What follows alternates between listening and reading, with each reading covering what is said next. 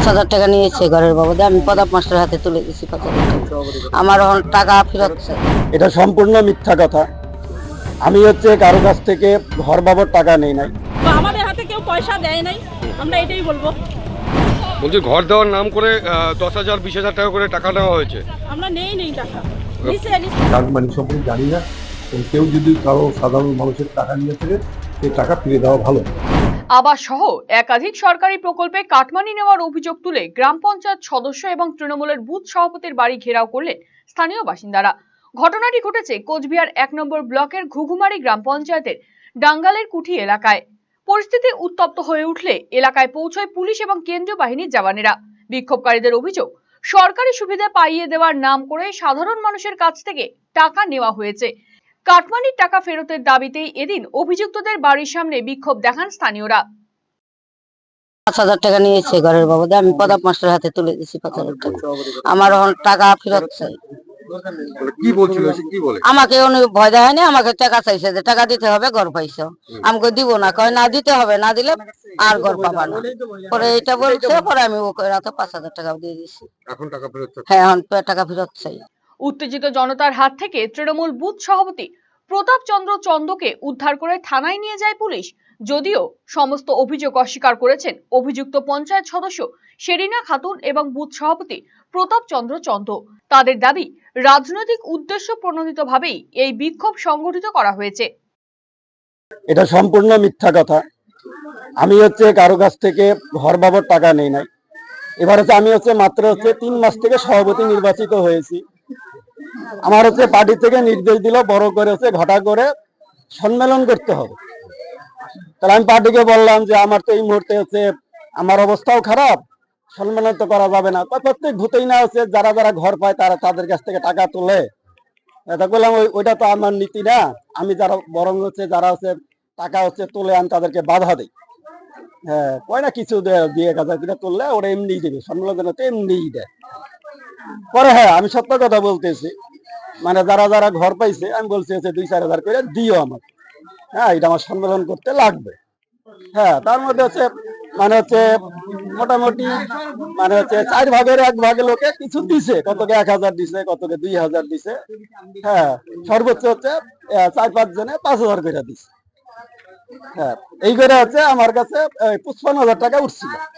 এদিকে ঘটনার প্রতিক্রিয়া দিতে গিয়ে তৃণমূল কংগ্রেসের জেলা সহ সভাপতি আব্দুল জলিল আহমেদ জানিয়েছেন, কেউ যদি সত্যিই কাটমানি নিয়ে থাকে তাহলে সেই টাকা অবশ্যই ফেরত দিতে হবে।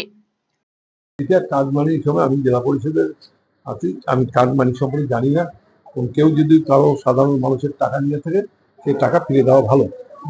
এবং এর সাথে সাথে কিছু সংখ্যক লোক এটা সরকার যারা তৃণমূল করে, যারা বিজেপি করে, তার সাথে নতুন উৎসাহী লোকরা এইরকম ঝামেলা পাকাচ্ছে।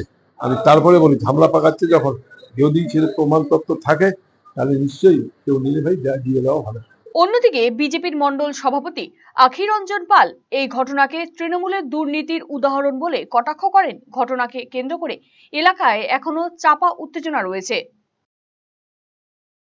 দেখেন, এটা তৃণমূলের যে অরাজকতা ছিল সেটা তৃণমূলের শাসনকালে এই যে কেন্দ্রীয় সরকারের যে যোজনা, আবাস যোজনা, তারা যে ঘরগুলো সাধারণ মানুষকে, গরিব মানুষকে দিয়েছে, সেইখান থেকে পঞ্চায়েত বা এই তৃণমূলের কিছু কেডার বাহিনী তারা কোনো ব্যক্তির থেকে 10,000, কোনো ব্যক্তির থেকে 5,000, কোনো ব্যক্তির থেকে 15,000, এইভাবে তারা কাটমানি হিসেবে ব্যবহার করেছে। কিন্তু এখন যখন পরিবর্তন হয়েছে তখন মানুষ দেখতে পারলো যে না, আমরা একটা স্বচ্ছ ভাবমূর্তি বিজেপি সরকার ক্ষমতায় আসছে, তাই জনগণ মানে খুব আনন্দের সহিত তারা বলতেছে না, আমাদের কাছ থেকে যে তৃণমূল কাটমানিগুলো নিয়েছে সেটা অবিলম্বে আমাদেরকে রিটার্ন করতে হবে। সাধারণ মানুষই এটা তার চিন্তা ভাবনা করে নিচ্ছে যে তারা তৃণমূলের যে কাটমানি যারা নিয়েছে তাদের বাড়িতে গিয়ে তারা আজকে ধর্নায় বসছে, তারা তাদের টাকা রিটার্ন চাচ্ছে।